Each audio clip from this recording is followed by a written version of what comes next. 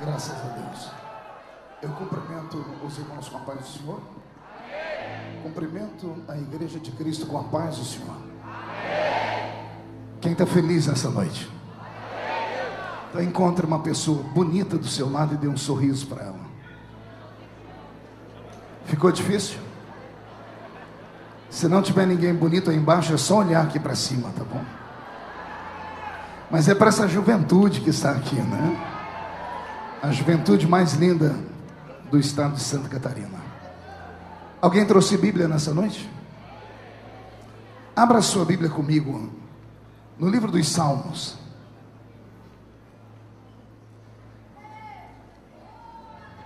Salmos de número 150. O último salmo, Salmo de número 150. Deus é fiel. Quem encontrou, diga amém. Está escrito assim: aleluia, louvai a Deus no seu santuário, louvai-o no firmamento, a obra do seu poder, louvai-o pelos seus poderosos feitos, louvai-o consoante a sua muita grandeza, louvai-o ao som da trombeta, louvai-o ao som com saltério e com harpa, louvai-o com adufes e danças, louvai-o com instrumentos de cordas e com flautas, louvai-o com símbolos sonoros, louvai-o com símbolos retumbantes. Todo ser que respira deve louvar ao Senhor. Aleluia. Feche a Bíblia, coloque no banco, na cadeira, e pegue na mão da pessoa mais perfumada do seu lado. O pessoal da equipe de som, se puder me dar um pouquinho mais de retorno aqui, eu agradeço. Aperte a mão da pessoa com carinho até ela falar aleluia. Pentecostal que não faz barulho está com defeito de fabricação, não é? Vamos orar. Pai, nós te exaltamos e te glorificamos, e nós entendemos que dentro de alguns minutos, e esta linda igreja ficará pequena para o tamanho da glória que o Senhor vai mandar do alto dos céus. Os que vieram tristes começaram a saltar de alegria. Os que vieram se arrastando não voltam se arrastando para casa hoje, Senhor. Hoje voltarão voando nas asas de um novo tempo.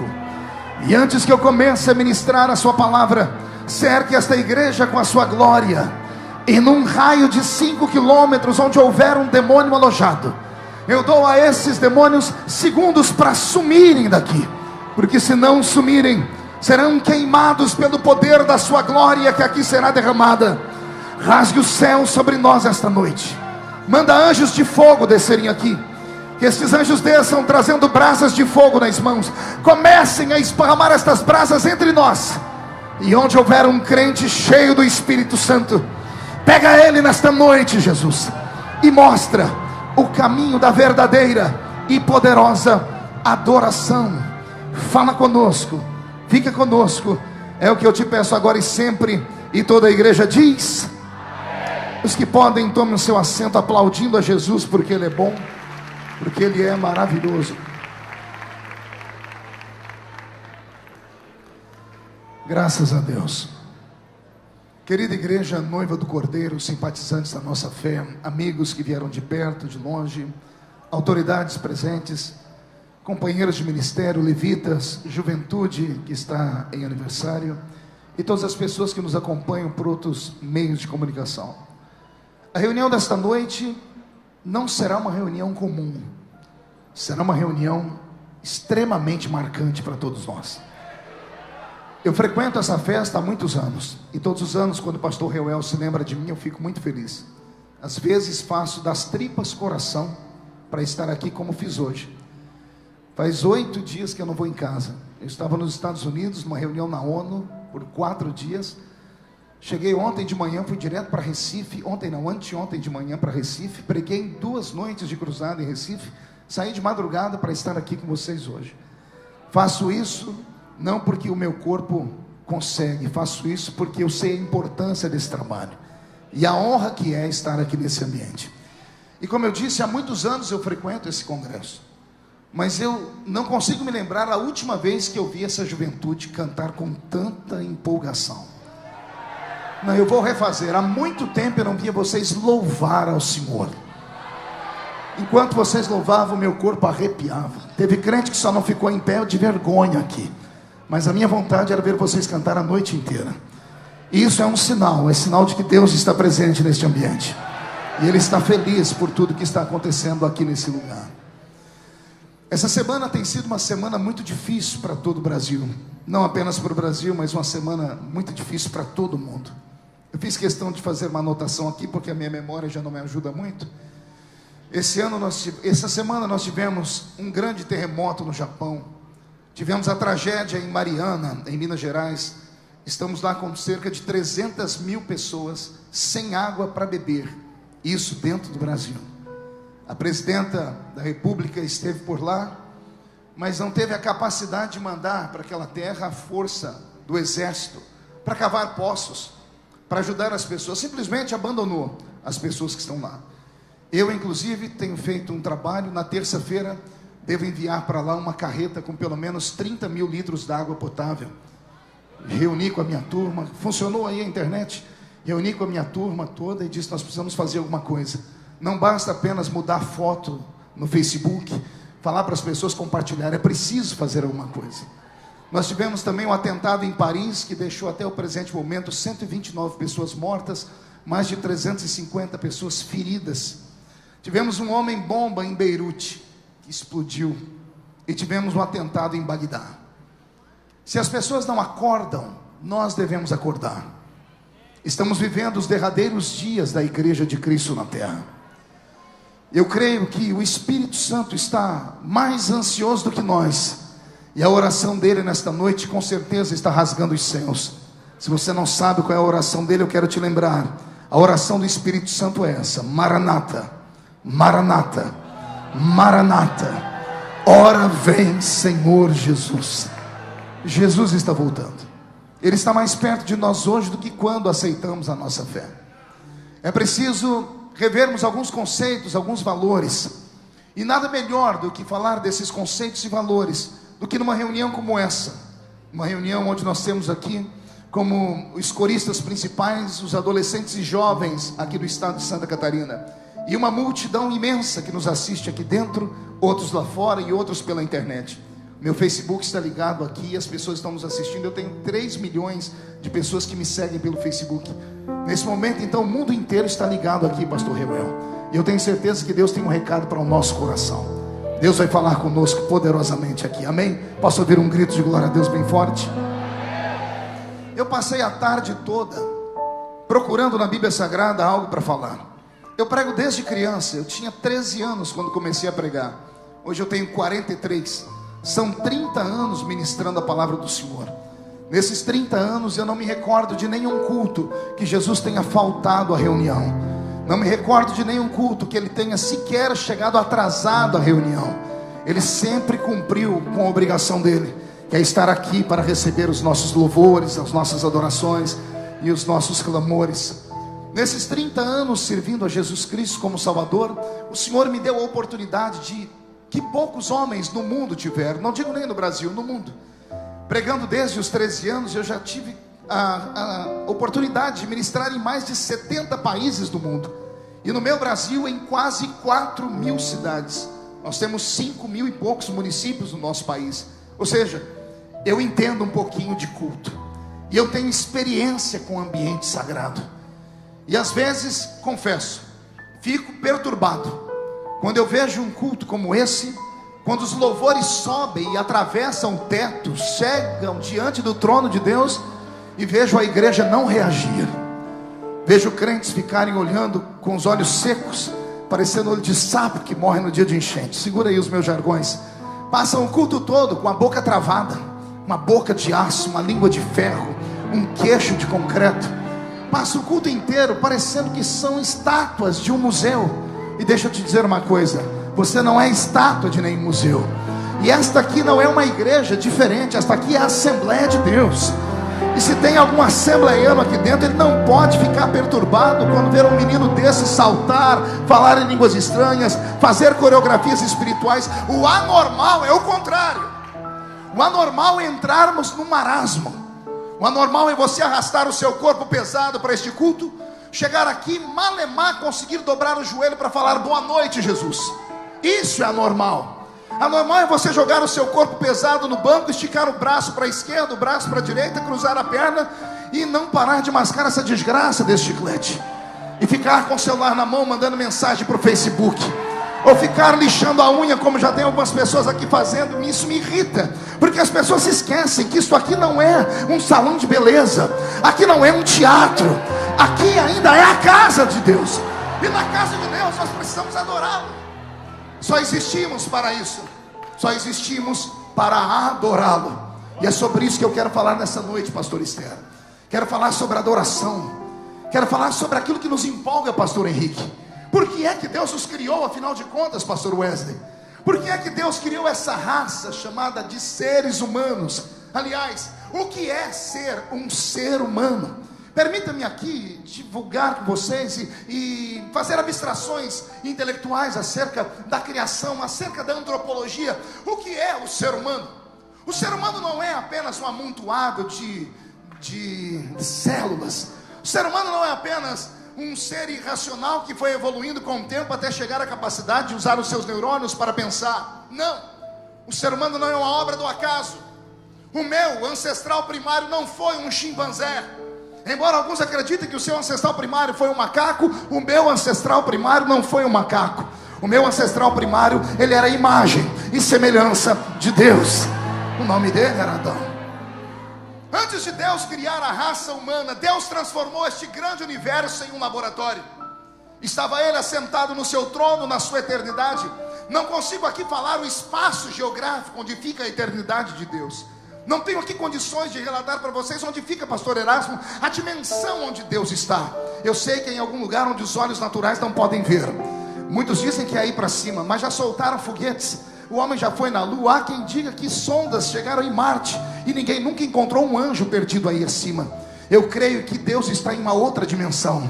Você pode explicar isso, pastor? Trazer uma luz de como seria esta dimensão? Imagine você de frente de um espelho. Pare alguns minutos e olhe para o espelho. Lá na imagem você vai ver um outro mundo. Se você tentar atravessar, você não consegue. Ele existe porque reflete este mundo que aqui está, mas é como se houvesse um outro mundo. Há até um grande escritor de historinhas lúdicas que criou Alice no País das Maravilhas. E outros escritores, outros poetas sondaram uma dimensão atrás do espelho. A dimensão onde Deus está é mais ou menos assim. Ela não pode ser tocada, mas ela é real, e ela pode ser sentida. Eu não vejo Deus nesta noite, mas eu sinto a presença dele aqui.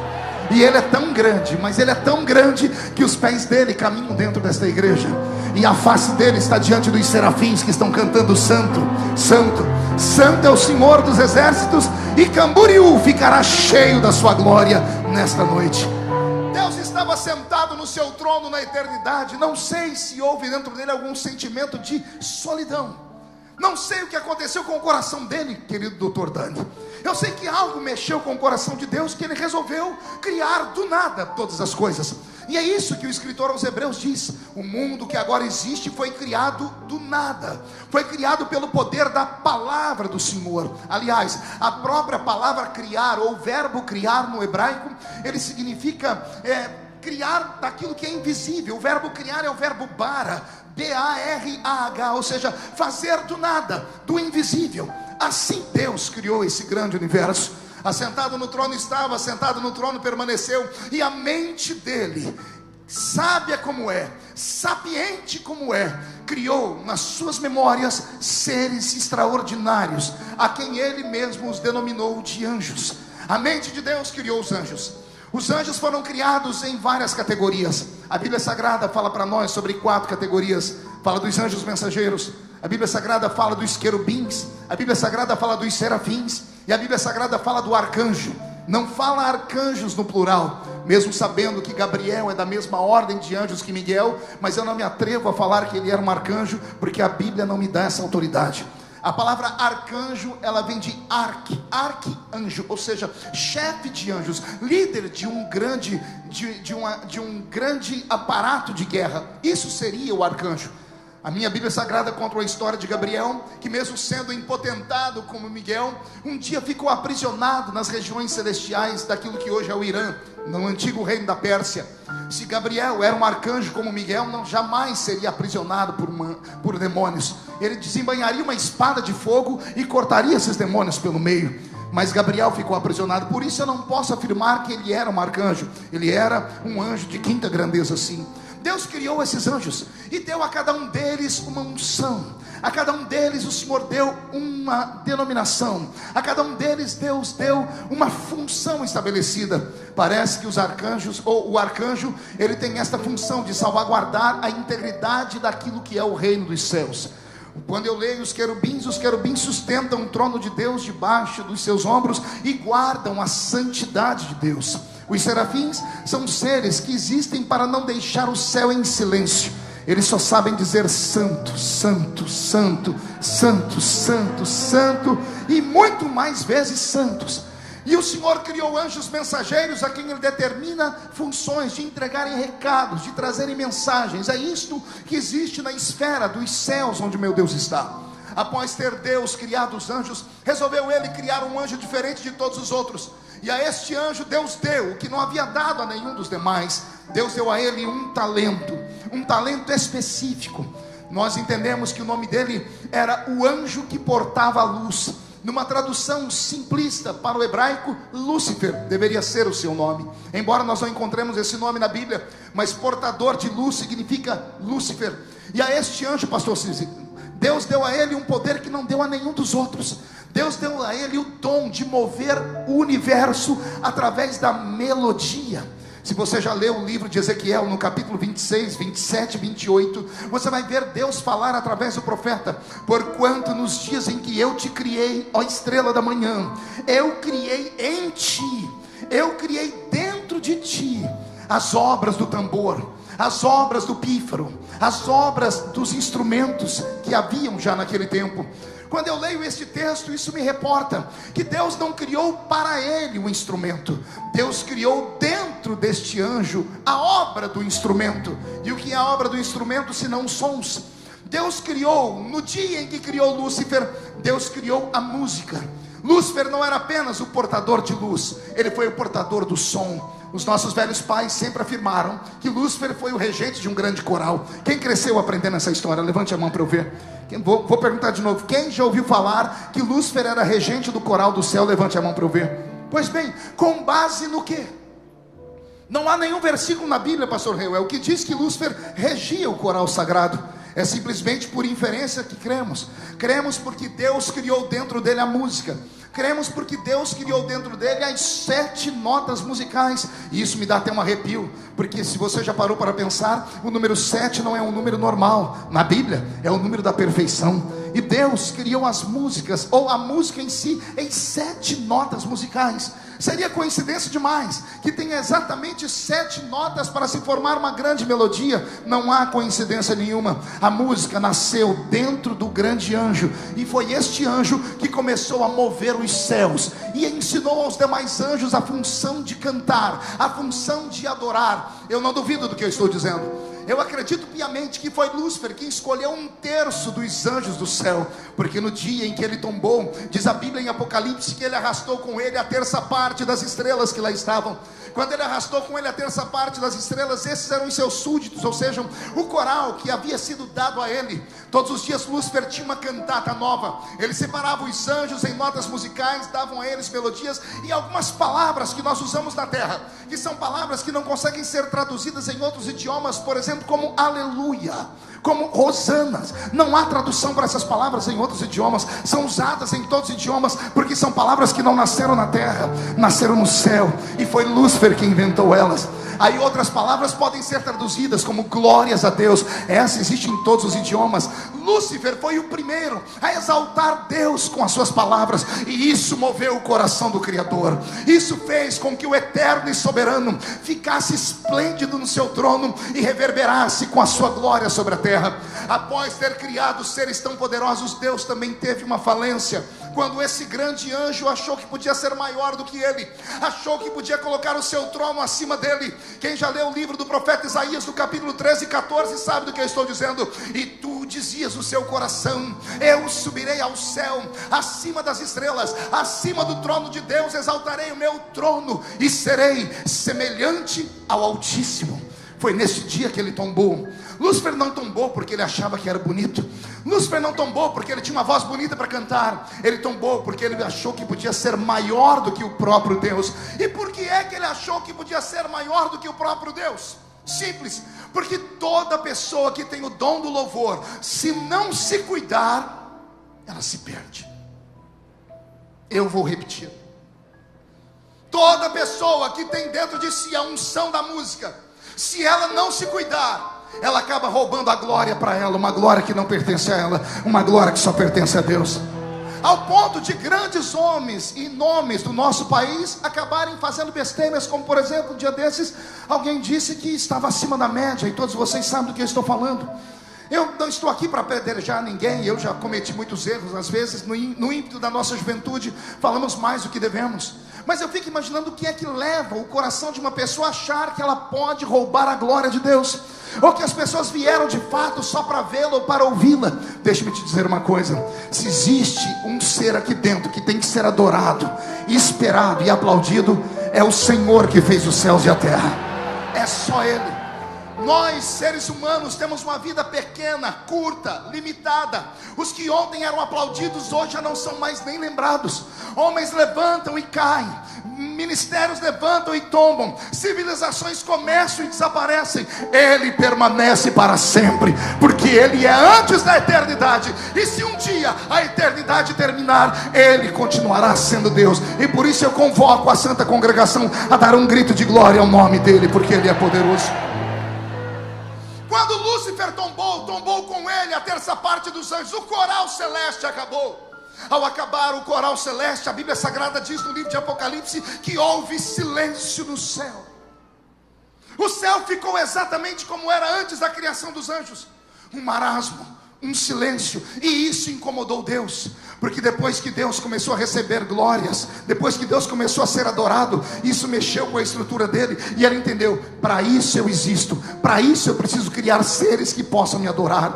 Os anjos não têm condições mais de adorá-lo. O coral tombou. Eu imagino o grande Miguel, o grande arcanjo, chegando diante do Senhor dizendo: eu até queria cantar, mas a minha voz não é afinada para isso, não nasci para cantar, nasci para guerrear. E o Senhor esperando então uma nova experiência. É aí que a alma, isso que eu posso dizer, é aí que o Espírito do próprio Deus se levanta do seu trono, e a mente dele cresce, e o Senhor resolve fazer uma viagem. Ele agora sai da sua dimensão e entra numa outra dimensão, numa dimensão que nós chamamos de reino material. A ciência diz que todo este reino material que existe, tudo que foi feito desses átomos, isso se chama matéria. E tudo isso nasceu através de uma explosão que a ciência não consegue explicar. Eles tentam enfiar na cabeça dos nossos filhos que tudo começou com o tal do Big Bang. Começou com o tal do quê? A cotovela do seu irmão, digo: o que é o Big Bang? Eu tenho professores aqui, eu tenho doutores aqui, eu tenho pessoas aqui estudadas, e eu desafio qualquer uma delas a me explicar o que é o Big Bang. A ciência que diz que só trabalha com fatos, com provas, só com aquilo que pode ser reproduzido dentro de um laboratório.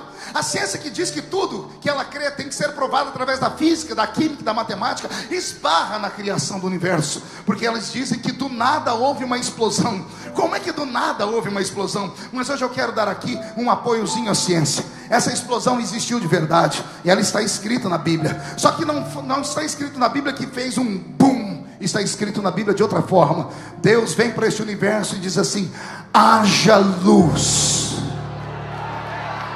Não, eu vou falar de novo. Deus sai da sua dimensão, e quando Ele quer criar a nossa dimensão, Ele grita: haja luz. Que luz foi essa? Pergunte para mim: que luz foi essa, pastor? Não foi a luz do sol. Pergunte: que luz foi essa, pastor? Não foi a luz da lua. Pergunte: que luz foi essa, pastor? Não foi a luz das estrelas, porque o sol e a lua foram criados no quarto dia, as estrelas junto com o firmamento. Esse grito de Deus, esse haja luz, é exatamente o que a ciência diz. Quando Deus disse haja luz, se criou a luz através dos átomos. Os átomos, que são partículas indivisíveis, através deles depois os íons, os elétrons, e tudo isso forma a matéria física que nós podemos tocar. É isso que Deus fez. Quando Deus cria esse universo, Ele agora cria um planeta. Ele não cria 2, 3, 4, Ele cria um planeta, e a esse planeta Ele resolve dar vida. Ele vem sobre as pairagens deste planeta. Os átomos haviam formado a água, os átomos haviam formado os gases formaram as águas, os gases formaram os firmamentos, os gases somados aos átomos, aos elétrons, criaram a matéria, a terra, e estava tudo bagunçado. Aí Deus veio a esse planeta e disse: eu quero que haja separação entre água e firmamento e terra. Firmamentos são gases, os gases subiram, a água se separou da terra, e Deus ficou feliz porque a terra começou a ficar bonita. Aí Deus teve uma outra ideia: eu quero que essa terra gere relva, e a terra começou a gerar relva. A relva foi deixando como um tapete verde o nosso planeta. Deus ficou feliz e disse: eu não quero só relvas, eu quero árvores frutíferas, eu quero árvores que deem sementes. E a terra começou a ficar florida, com a beleza da primavera. Estava tudo muito bem. Quando tudo estava bonito, Deus disse: do que adianta ter todo este paraíso se não tem ninguém para desfrutar do sabor dessas plantas? Então Deus conversou com a terra e disse: eu criei no céu anjos, agora eu quero que você crie animais irracionais. E a terra começou a ser a mãe dos animais irracionais. Vieram da terra um macaco, veio da terra o cachorro, o cavalo, a girafa, o elefante, e todos os quadrúpedes e todos os répteis nasceram da terra pela força da palavra do Senhor dita à terra. Deus autorizou a terra gere, e a terra gerou. Agora que Deus cria esses animais irracionais, Deus começa a passear pela terra, e Ele percebe a diferença imensa que há entre os anjos e os animais irracionais. Pergunte: qual a diferença? Só falo se todo mundo perguntar. Os anjos não têm corpo físico, os animais irracionais têm. Os anjos têm espírito, os animais racionais não têm. Os anjos têm inteligência, os animais racionais não têm. Os animais racionais, Deus deu a eles instinto. Aos animais racionais, Deus deu uma alma vivente. Aos animais racionais, Deus deu terra. Aos anjos, Deus deu espírito, eternidade. Aos anjos, Deus deu espírito, eternidade e inteligência. E Deus ficou olhando os anjos morando na dimensão do céu, os animais morando na dimensão da terra. Deus gostou tanto da terra que vinha passear por ela. Ele passeava e voltava para o céu, até que um belo dia Deus olhou esta terra e disse: e se eu criasse um novo adorador? E se eu criasse uma nova espécie? E Deus transformou a terra num laboratório. Deus pegou a essência dos animais irracionais e pegou a essência dos seres angelicais e fundiu em um só corpo. Deus pegou a alma dos animais irracionais e o espírito dos anjos e fundiu. Deus pegou a alma dos animais, o espírito dos anjos e a terra e fundiu. Deus pegou o instinto dos animais irracionais e a inteligência dos anjos e fundiu em um objeto só. Este objeto recebeu um nome, e o nome foi homem, porque veio da terra. Ou seja, Deus pegou o céu e a terra e colocou dentro de você. Você não entendeu, eu vou falar de novo. Deus, o criador do universo, o mesmo Deus que criou um anjo poderoso como Miguel, o mesmo Senhor que criou um elefante tão poderoso, pegou a essência desses dois seres, pegou o céu e a terra, moldou e criou você, e te colocou aqui nesse lugar para uma função. E aqui está: qual foi a função? Por que é que Deus criou a raça humana? Por que é que Deus criou você e te dotou de entendimento? Por que é que Deus criou você e te dotou de entendimento e de sentimento? Por que é que Deus te dotou de entendimento, de inteligência e de sentimentos? Por que é que Deus te trouxe para dentro de uma casa como esta aqui? É isso que nós vamos descobrir nessa noite. Você não nasceu por obra do acaso. Você não é fruto de um aborto mal feito. Você não é fruto de um método contraceptivo que falhou. Isso é balela, isso é conversa fiada. Isso é o que o diabo quer que você crê, para que você entre aqui dentro e fique aí paralisado, com a cara feia, parecendo que foi batizado num pote de vinagre. Você não nasceu por vontade humana. Você não nasceu nem por vontade satânica. Você nasceu por vontade divina. Deus queria que você nascesse aqui. Eu não sei se você consegue acreditar ou acompanhar o meu raciocínio. Eu não consigo alguém vivendo nesse mundo dizer assim: não, eu não nasci para nada. Pastor Cicino, eu não consigo entender como é que tem crente que diz assim: não, eu nasci só para ser membro de banco. Como é essa história de membro de banco? Eu venho de uma época que a igreja não era bonita como essa. Membro de banco para mim era verniz, prego, tinta, madeira e um monte de tinta que pintava. Você não é membro de banco, você é membro de um corpo místico. Você é membro do corpo de Jesus Cristo. Todos os seres humanos que estão dentro deste santuário, sem exceção, repito, do menor ao maior, do mais puro ao mais profano, todos os que estão dentro desse santuário, se crerem que no que eu estou pregando e começarem a buscar, nunca mais serão os mesmos. O Deus que me vocacionou, Ele quer vocacionar você aqui nesta noite.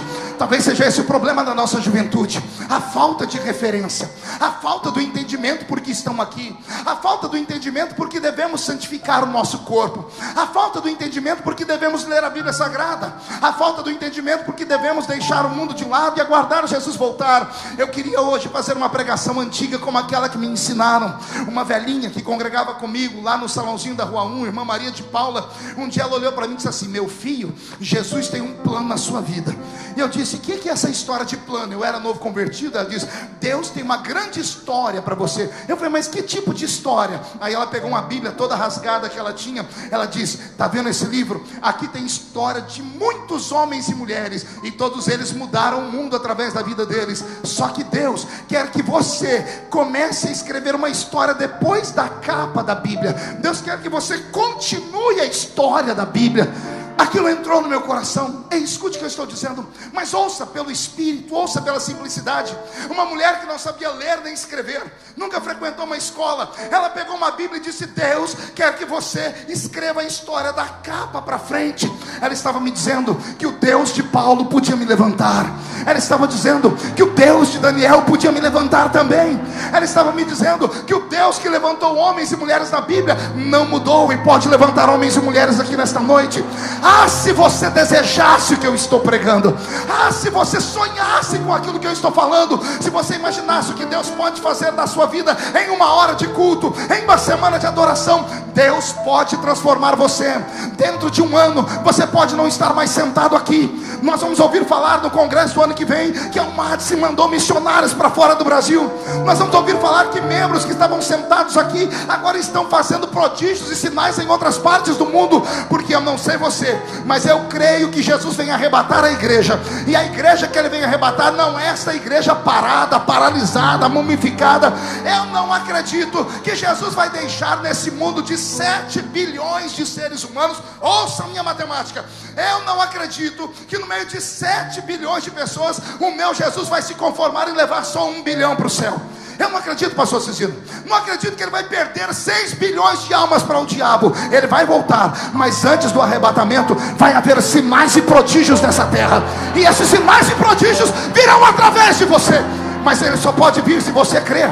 Só pode vir se você buscar. Só pode vir se você deixar de amar a si mesmo. Só pode vir se você começar a rejeitar a sua vida, a rejeitar as propostas desse mundo. Pastor, o que é que o senhor está dizendo? Eu estou dizendo que você precisa descobrir por que é que você está aqui nessa noite.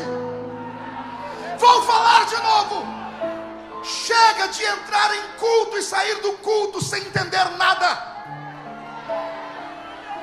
Chega. Eu não aguento mais isso.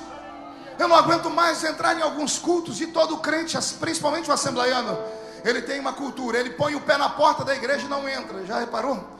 Depois que a gente está muito tempo na igreja, a gente põe o pé na porta e não entra. A gente põe o pé e faz assim, ó. Dependendo de quem a gente vê dentro do culto, a gente entra ou sai. Tem uns que vão para casa mesmo, dizem assim: eu não fico aqui, olha quem está aí. E esses ainda querem ir para o céu. Mas tem uns que entram, mas entram assim, ó. Entra, senta, cruza os braços e fica olhando para o relógio. Quando dá 9 horas, parece que sentou em cima de um formigueiro. O demônio das 9 horas começa a atormentar ele, começa a tirar ele da paz. Mas eu explico o motivo, pergunte qual. Esse crente, quando põe o pé na porta da igreja, ele dá uma olhadinha e ele já sabe quem vai pregar. Ele já sabe quem vai pregar, porque não há mais quem busque o dom da palavra. E aí o pastor é obrigado a usar a mesma ferramenta sempre. E aí os crentes acabam ficando chateados, porque querem ouvir uma coisa nova, mas eles mesmos não buscam um dom para ter uma coisa nova. Aí entra e diz assim, lá vai a pessoa pregar. Pior, ela sabe o que a pessoa vai pregar. Mas tem coisa pior do que isso. Pergunte o quê? A pessoa sabe quem vai cantar, e já sabe que música que vai cantar. A guitarra toca sozinha, é sempre a mesma música. Não há novidade de vida, não há função, não há vontade de crescer. Isso desanima qualquer um. Mas tem coisa pior do que isso. Pergunte o quê? É que o crente, quando está na porta da igreja, ele já sabe como o culto vai terminar. Eu não aceito isso. Eu venho de uma época que cada culto era uma novidade. Eu sentava naqueles banquinhos duros e ficava imaginando o que vai acontecer hoje aqui.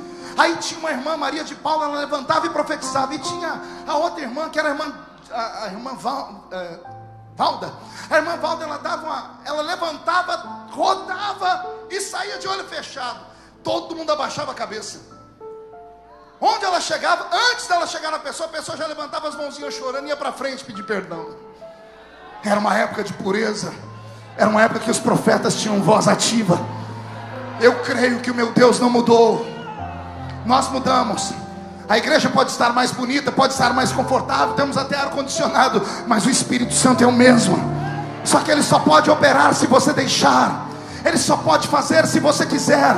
O Espírito Santo, mesmo sendo Deus, não pode obrigar ninguém aqui dentro a nada.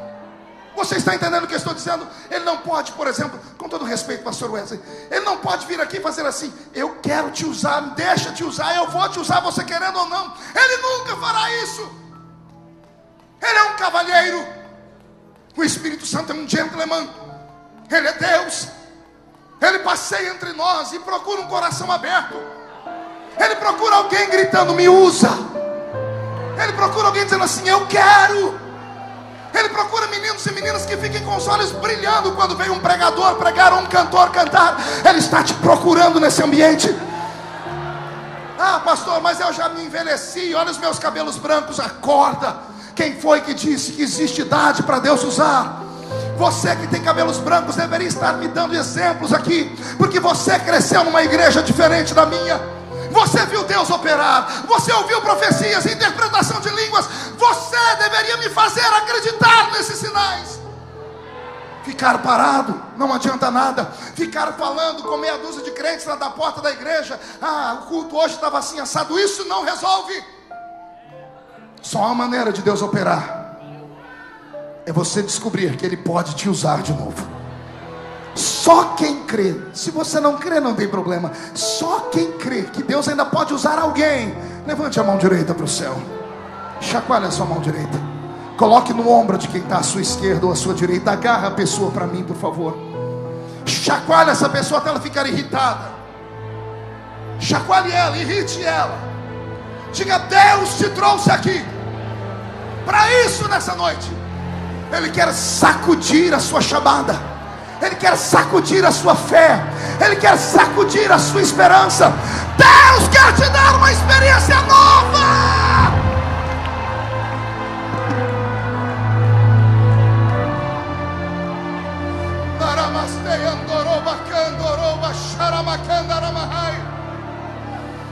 Todo ser que respira deve louvar ao Senhor.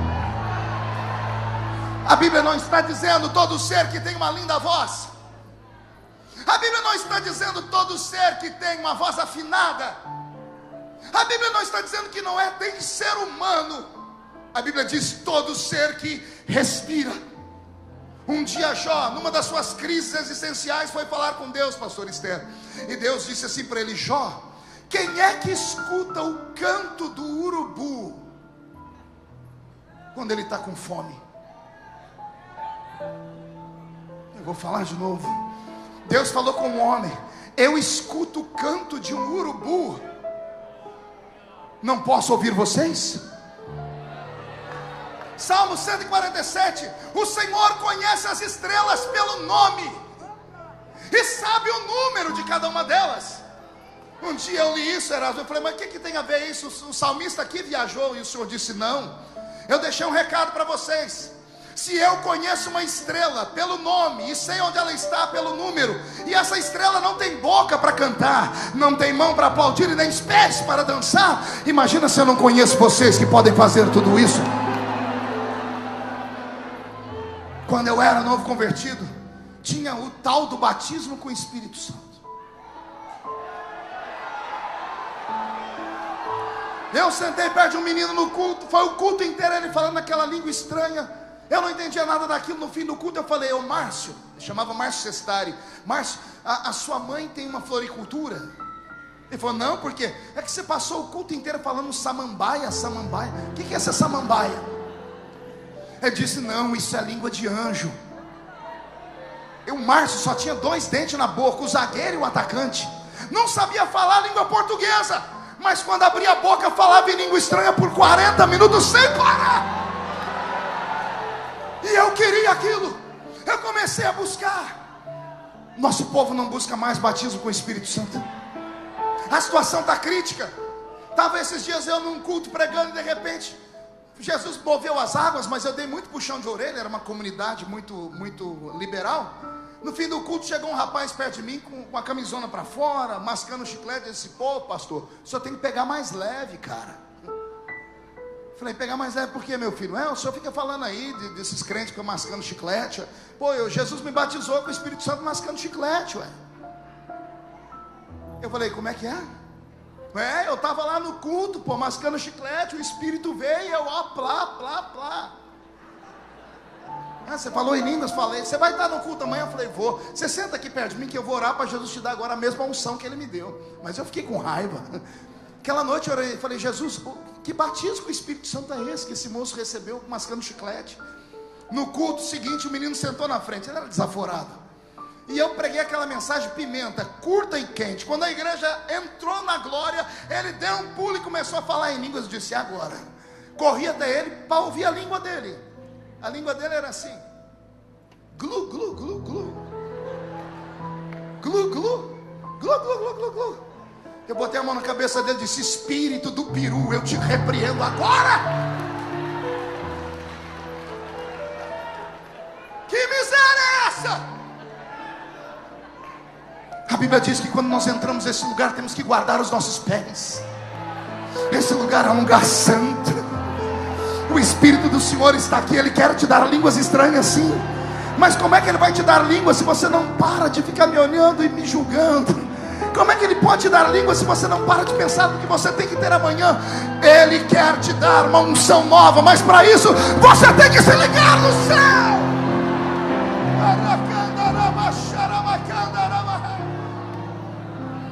Me diga uma coisa, talvez aqui em Camboriú seja diferente, mas tem anos que eu não vejo ninguém interpretar uma língua estranha, pastor Cizino. Tem anos. Parece que aquilo que os testemunhos de Jeová pregaram para mim era verdade, que as línguas tinham se extinguido, porque as línguas estão acabando. Os hinos espirituais não existem mais, Wesley. Cânticos espirituais não sumiram.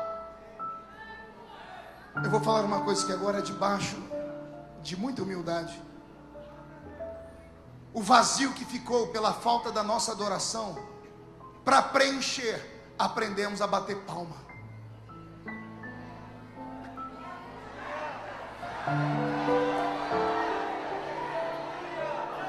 Vou falar de novo. O vazio que ficou, para não ficar feio, aprendemos a completar com palmas. Aí a gente bate palmas até. Não sou contra palmas, está escrito na Bíblia: louvai ao Senhor com palmas.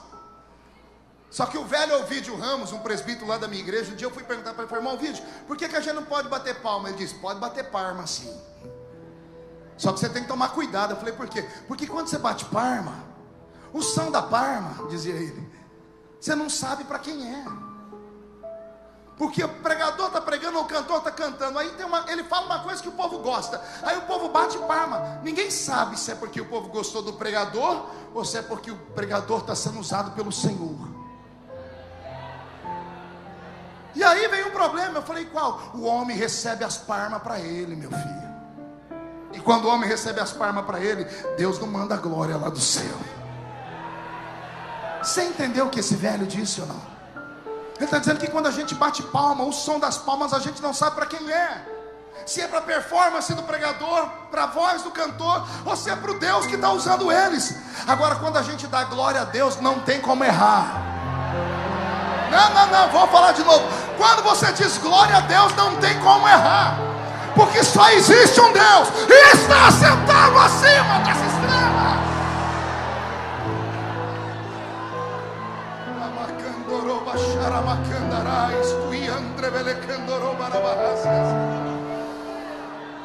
Deus fez o homem para que o homem o adorasse. O que causou a queda de Lúcifer causou também a nossa criação. O que causou a queda de Lúcifer foi ele não saber lidar com a adoração. A adoração que era para Deus, ele recebeu para ele. Deus retirou dele o poder de adorar. Quando Deus fez o homem, Deus plantou dentro do homem o dom que Lúcifer perdeu. Qualquer um que está aqui, se inclinar a cabeça agora e começar a dizer glórias, glórias. Se começar a fechar os olhos e esquecer quem está à esquerda, quem está à direita, se fizer aquele exercício espiritual de antigamente, você corre o risco de ser arrebatado. Você corre o risco de receber o dom da profecia. Você corre o risco de receber o dom da palavra. Você corre o risco de receber o dom de interpretação de sonhos. Você corre o risco de receber o dom de discernir espíritos. Eu estou usando uma linguagem bíblica para você. Deus não te trouxe aqui para você ser um mero espectador. Não hoje. Hoje Deus te trouxe aqui porque Ele quer ver você louvar o nome dEle. Todo ser que respira deve louvar ao Senhor. Louve. Inunde esse santuário com adoração. Traz a glória de Deus para a sua vida, e você vai ver que os problemas que hoje te atormentam serão pequenos. Eu costumo dizer que todo problema na vida do crente tem uma raiz. A raiz espiritual na vida de todos os problemas do crente é a ausência do Espírito Santo. Vou repetir. Todos os problemas que o crente tem em sua vida, seja ele de ordem financeira, seja ele de ordem emocional, seja ele de ordem espiritual ou ministerial, é a ausência do Espírito Santo na vida dele. Não há outra explicação. Porque quando o homem ou a mulher tem o Espírito Santo, pode estar chovendo canivete, pode levantar 11.000 demônios, 1.000 cai daqui, 10.000 cai dali, ele não é atingido. O seu problema é o velho problema da mulher do capítulo 4 do segundo livro dos Reis. Está endividada, os filhos foram levados para ser escravo, o marido morreu, e ela vai lá na casa do homem de Deus pedir ajuda, mas ao invés dela pedir oração, porque o homem de Deus serve para isso, para orar, ela olha para ele e diz assim: o senhor tem como abrir o cofre e dar dinheiro para mim? Porque o meu marido era teu empregado. Eliseu olhou para ele e disse: me declara o que é que você tem na sua casa. O que é que você tem na sua casa? A mulher respondeu de supetão: eu não tenho nada em casa. E ele olhou bem profundo nos olhos dela. Ela mudou de ideia. Na verdade, eu tenho uma botija de azeite bem pequenininha. O homem de Deus disse: está aí a solução. Você tem, é pouco, mas você não dá valor no que tem. Esse é o problema. Eu duvido que exista alguém vazio aqui entre nós. Sempre tem um restinho de azeite no fundo da botija. E azeite é uma coisa que por mais que você tire, sempre fica, nem que seja lambrecado, o fundo não vai embora nunca. Sempre tem um pouquinho. Deus pode pegar esse pouquinho e multiplicar nessa noite. O seu problema não é viuvez, o seu problema não é dívida, o seu problema não é filhos irem órfãos. O seu problema é que está faltando azeite na sua botija. Está faltando espiritualidade, está faltando sensibilidade. Eu olhei aqui para trás agora e encontrei o pastor Isaías ali. E me lembrei que quando era garoto, lá em Orlando, os Gideões foram fazer um trabalho lá. Isso em 1989. E nós nunca tínhamos visto falar de unção de Deus. Os nossos cultos eram cultos simples, era um culto com a harpa, alguém falava em língua estranha. Mas quando os gideões entraram lá, o pastor Isaías, ele fez um balé naquele púlpito, com todo respeito, com um microfone, com um fio. Eu não sei como é que ele deu conta daquilo. Ele dançou naquele púlpito, não precisou pregar, a igreja ficou de pé. Jesus batizou da nossa igreja mais de 80 crentes com o Espírito Santo. Eu era um menino, pastor Isaías, eu vi isso. Como é que alguém que vê isso se conforma com a situação que estamos hoje? Me diga. Como é que alguém que teve experiências profundas com Deus? Eu cresci num mundo místico, me ensinaram a buscar. Eu deitava às vezes no meio do dia para ter sonhos com Jesus, porque me ensinaram que isso era possível. Me ensinaram a amar aquilo que era invisível. Me ensinaram a crer que os pastores eram pastores. Me ensinaram a buscar, e eu aprendi. Pena que parece que eu não consigo ensinar ninguém, porque o que Deus me deu, o que Deus deu a todos nós, Ele pode distribuir aqui dentro nessa noite, nesse congresso da Almates. Alguém acredita nisso? Quem aqui gostaria de ser usado por Deus como nunca antes foi? Você está preparado? Você está pronto para isso? Você está pronto para ver a sua família te chamar de louco, de maluco, de desequilibrado? Você está pronto para começar a ver o que os olhos não viram, ouvir o que os ouvidos não ouviram? Você está pronto para sentir o que você nunca sentiu? Você está pronto para ser surpreendido nas madrugadas com um anjo de Deus te acordando todos os dias às 3 da manhã para orar? Você está preparado para o Senhor sentar do seu lado e te ensinar a Bíblia, coisa que ninguém mais pode?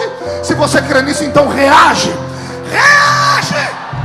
Reage!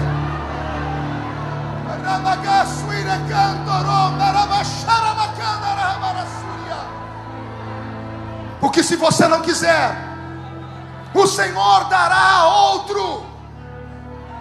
Eu vou repetir: se a minha geração não quiser carregar o legado do pentecostalismo, o Senhor não vai parar a obra. Ele vai tirar de nós e vai dar para outro. Eu estava pregando numa das cidades do interior de São Paulo, beira a rodovia Anhanguera, não vou citar o nome por ética. Era uma igreja desse porte, era um congresso. E eu preguei naquele dia, mas até rachar o peito. Foi uma prova, porque quando eu parava de falar, só escutava 2 barulhos: o meu pulmão e os mosquitos voando.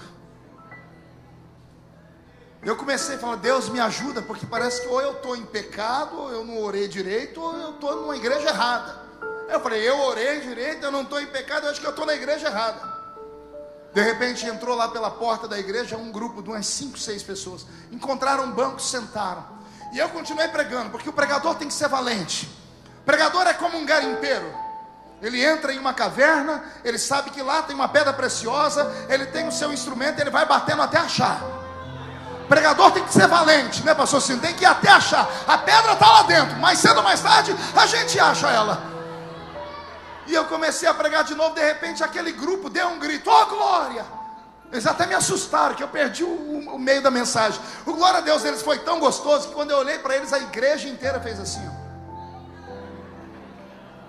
E você sabe que esse olhar é um olhar de reprovação. Já aconteceu com você ou não? Você está num culto, está aquela geladeira, alguém dá um grito de glória a Deus, ao invés do irmão acompanhar, todo mundo faz assim, ó. Mas esse povo era valente, Reuel. Aí que eles andaram da glória a Deus mesmo. E eu falava, eles começaram a empolgar, e os outros pararam de olhar para trás e começaram a ficar com vergonha, porque esse negócio de glória a Deus pega. Se pega, é só fazer o teste. Começa a dar glória a Deus aí do seu lado para você ver. Ou o irmão do seu lado entra no ritmo, ou ele vai embora. Eu sei que teve gente que teve a infelicidade de sentar perto de uns cubos de gelo aqui. Eu sei que aí está difícil, porque tem gente aí que se você ficar mais 5 minutos perto desse irmão, você vai pegar um resfriado. Em compensação, tem gente que sentou perto de uma labareda de fogo dessa. E o povo dando uma glória a Deus, e pegou glória a Deus daqui e dali. Daqui a pouco a igreja toda deu glória a Deus. Eu pus o povo em pé e terminei o culto no auge, né? Fiz igual o Pelé, parei com a chuteira no auge, né? Quando terminou o culto, pastor Cino, o povo veio para frente para tirar foto, e aquele grupo veio junto, falou: pastor, o senhor tira uma foto com nós? Eu falei: eu tiro agora, dá licença todo mundo, vem vocês. E vieram os 6, e nós tiramos foto, eu assinei uns DVDs. Aí eu falei assim para eles: vocês moram onde? Ah, nós moramos aqui perto. Eu falei: amanhã vocês vão estar onde? Falei: por quê, pastor? É que eu prego numa igreja aqui perto. Queria ver se não dá para vocês ir lá me ajudar. Fiquei com medo. Falei: se pelo menos eu levo uma torcida comigo, né? Aí um deles falou assim: ó, pastor, a vontade não falta, o problema é o nosso padre.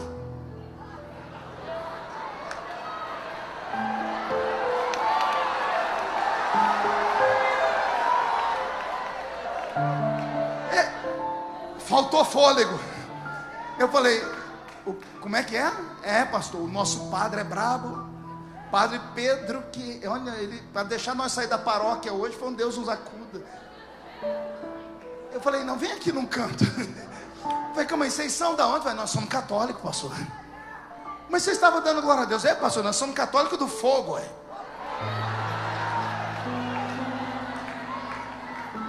Eu falei: mas como assim? Nós somos um movimento carismático, mas é do verdadeiro.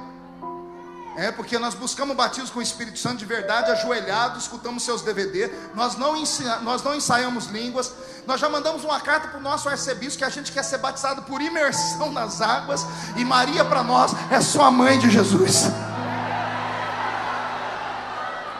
Aí olha só, assembleia, ao invés de ver o que estava acontecendo, olha o que o meu espírito religioso fez. Eu falei: por que vocês não vêm para cá? Vem para a nossa igreja. E a resposta: não, pastor, aqui tem fogo demais. Nós precisamos incendiar a nossa igreja. Quando eles falaram que tinha fogo demais, eu engasguei. E o Senhor disse para mim: é assim que eu faço. A minha promessa em Joel 2:28 é que eu derramarei do meu espírito sobre toda a carne. Derramarei do meu espírito sobre toda a carne. Vossos filhos e vossas filhas profetizarão, vossos jovens terão visões, e os vossos velhos sonharão sonhos. Se você não quer, Deus vai encontrar alguém que quer. Eu profetizo, pastor Reuel, que o Senhor vai fazer um movimento aqui em Santa Catarina. O Senhor vai lá em Balneário de Camboriú, naquelas esquinas onde tem aquelas prostitutas, aqueles meninos e meninas com a sua vida toda transformada pelo inimigo. O Senhor vai dar um banho neles com sangue, vai trazê-los para cá, e eles vão começar a dar glórias a Deus, porque você não dá. Ah, Jesus! Reage, assembleia.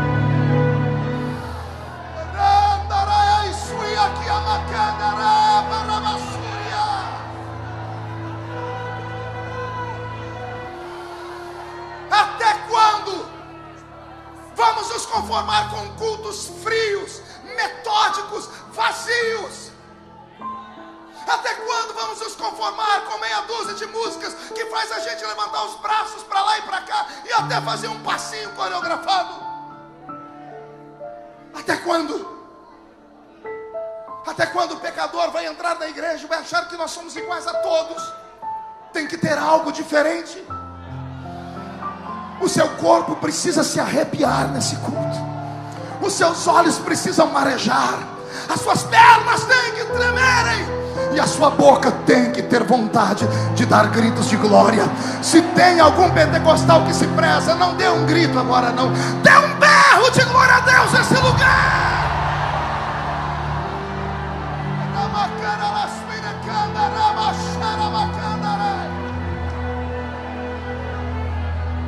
Deseje. Não é difícil.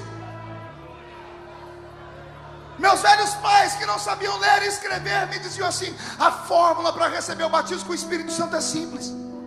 Fecha o olho e dá glória. Glória, glória, glória. Ninguém mais diz glória. É por isso que o Senhor não vem. O Espírito Santo está feliz essa noite. Quando você passou por aquela porta, Ele viu você entrando, Ele se emocionou e disse: é hoje. Hoje você não escapa. O Senhor quer pegar você hoje. O Senhor quer fazer amizade com você hoje. O Senhor quer ir com você para a universidade, menino e menina. Você pode ser para frente, sim. É possível ser para frente, só não deixa Jesus para trás. Você pode ser descolado, mas não seja tão descolado ao ponto de se descolar de Deus. Você pode ser moderno, só não pode ser mundano. Você pode ser poliglota, estudar inglês, francês, espanhol, mas não perca a língua dos anjos. Você pode se vestir bonito, você pode usar até essa maquiagem aí bonita, mas não deixa ela impedir, te inibir de chorar aqui dentro. Deus está neste lugar, a presença do Senhor está neste lugar. Se tem alguém que está sentindo, por favor, reage. Reage. Cadê os crentes batizados com o Espírito Santo nesse lugar?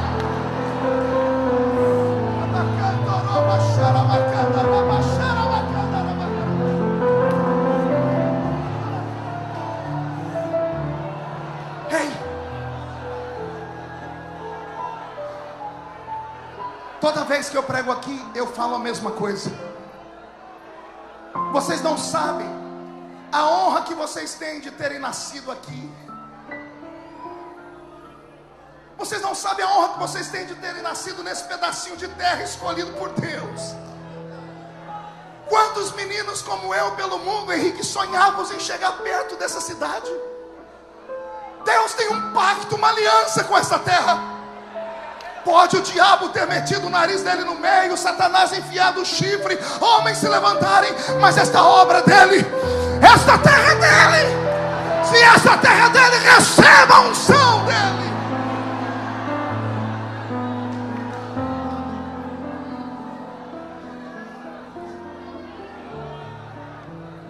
Esse lugar me despertou para buscar dons. Eu vi coisas nessa terra que eu acho que meus netos nunca irão ver. Eu vi pessoas dentro do banheiro recebendo profecias. Eu vi aqui nessa terra. Tinha uma fila do almoço imensa que a gente não tinha dinheiro para comprar comida, e os profetas profetizavam na fila do almoço. Ninguém duvidava, a gente acreditava. Deus me levantou a partir deste lugar, e o Senhor me levou por terras longínquas. O Senhor me deu experiências profundas que eu queria arrancar de mim e dar para vocês, mas eu não posso. Ah, meu Deus, 23 anos atrás, meu telefone toca, começando a pregar. É da casa do pastor Marco Feliciano, disse: sou eu. Eu queria fazer uma agenda para o senhor. Disse: só um minutinho, deixa eu ver aqui a minha agenda, que a minha agenda está cheia de página vazia. E eu fiz uma meia-culpa, disse: qual é a data que o senhor quer? Eu falei: tem que ser essa, não pode ser outra. Ah, eu vou dar um jeito, torcendo para ele não desmarcar. Aí eu falei: qual o nome da igreja do senhor? Batista do Calvário. Qual a cidade? E ele deu o nome da cidade. Eu não vou dizer porque quase que eu entrego o pastor aqui. Aí eu parei: mas calma aí, essa igreja não é uma igreja que fica na rua tal? Ele disse: é. Mas essa igreja não é uma igreja tradicional? É. O senhor ligou para o homem errado, então. Ele disse: não, você não é o menino do fogo?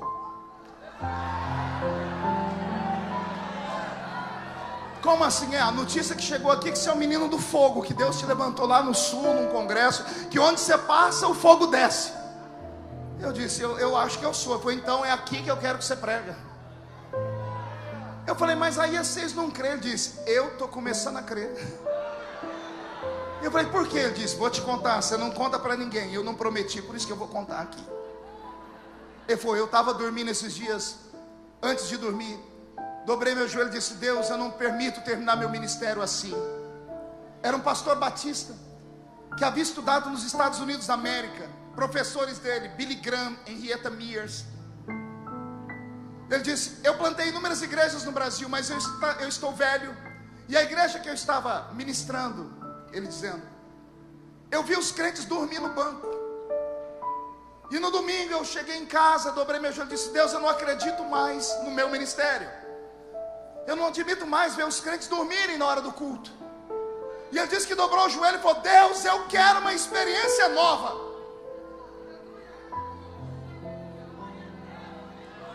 É o desejo que traz. não é a imposição dele, é a vontade nossa que traz. Ele disse que ele dormiu, pastor Reuel. Quando ele dormiu, de repente ele sonhou. O sonho tinha uma lousa na frente dele, um homem de branco com um giz na mão. O homem sorriu para ele, ele estava sentado em uma carteira de escola e disse: bem-vindo.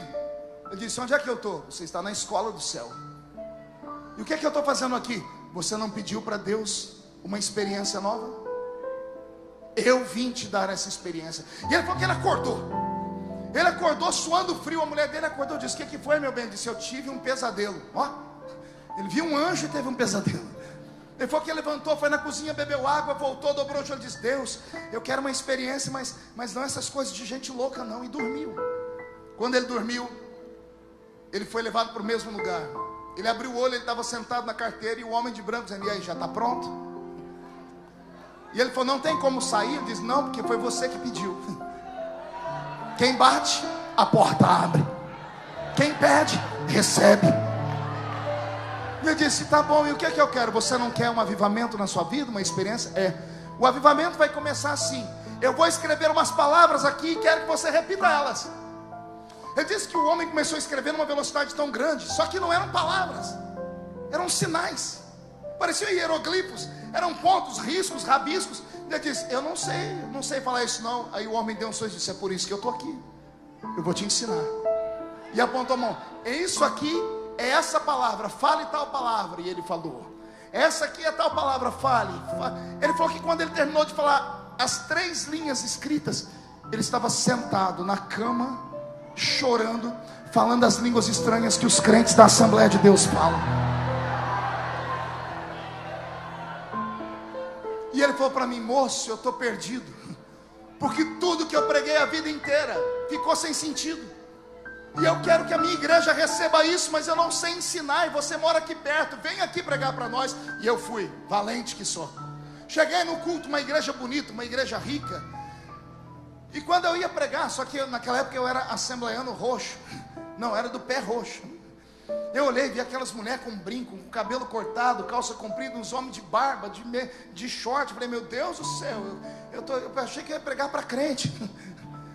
E quando eu olhava para eles, baixava em mim uma unção de João Batista, para espancar. O senhor falou: não, pregue, não olhe para eles, fale do meu espírito. Ele quer uma experiência com o meu espírito.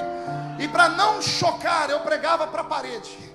Eu pregava para cá e virava e pregava para cá. Quando eu olhava para eles, eu me perdia. Aí eu voltava de novo e pregava para cá. Preguei 1h30 e aquele silêncio. Quando terminei de pregar, eu pedi para todo mundo ficar em pé. Eu falei comigo por dentro, em espírito: falei: agora, senhor, tá aí, ó, preguei, não virou nada. Só que eu percebi que eu olhava lá no canto, o pastor Batista não sentava no púlpito, ele sentava no canto. E por umas 3 vezes, foi muito engraçado, porque eu estava pregando, ninguém, todo mundo parado.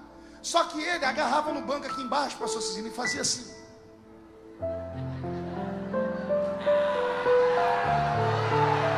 Um diácono veio e abanou ele, achando que o pastor estava passando mal. Ninguém naquele lugar sabia que aquele homem havia tido uma experiência com o Espírito Santo. E aí eu falei: Jesus, e agora? O senhor disse: chame para frente quem quer ter uma experiência nova.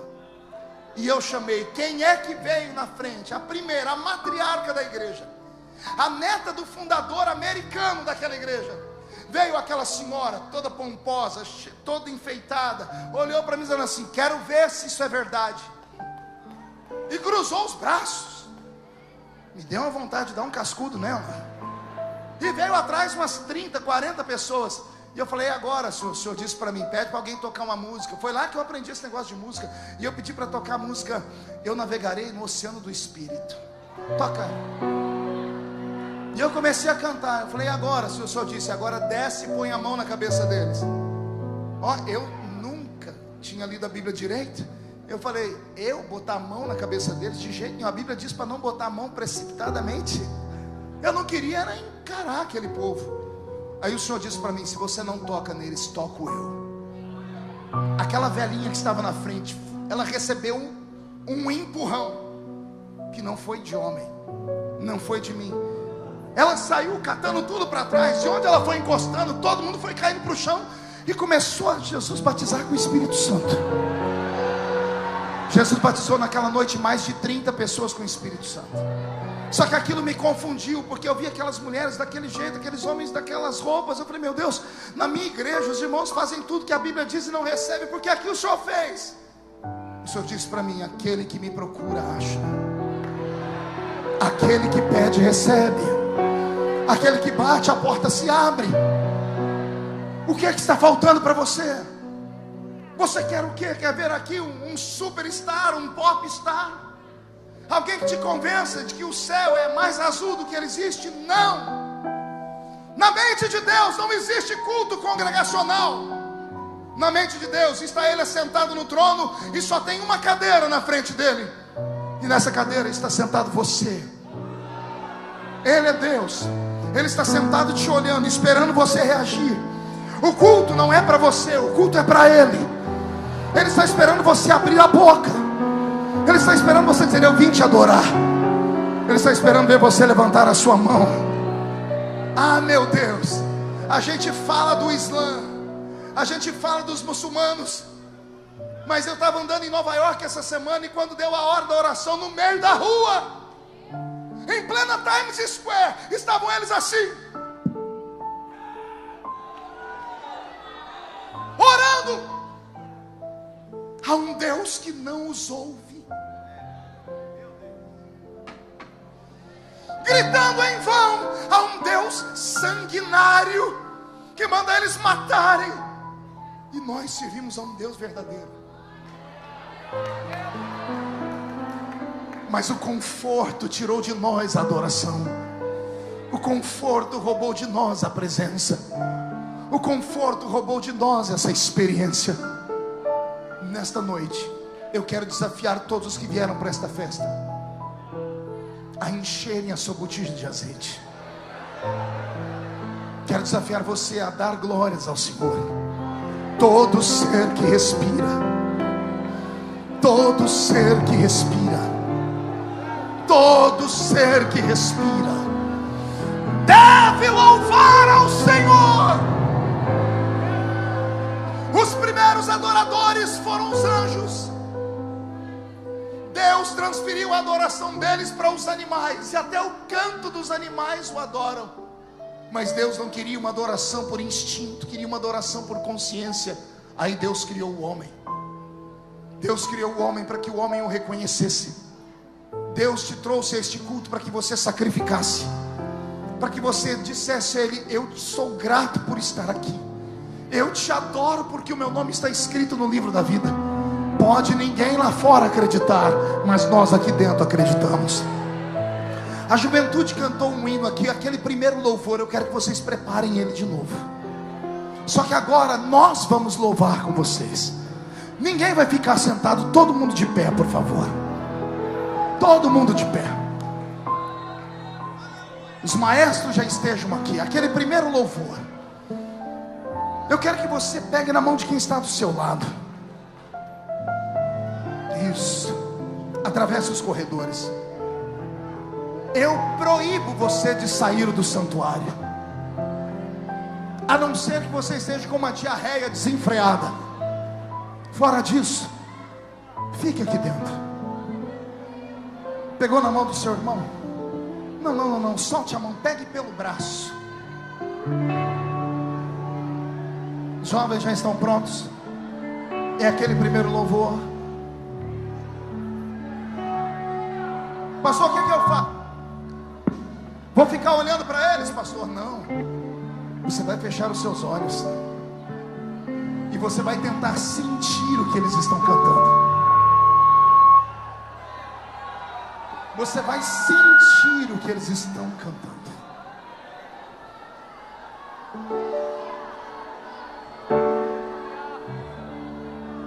Pronto, maestro?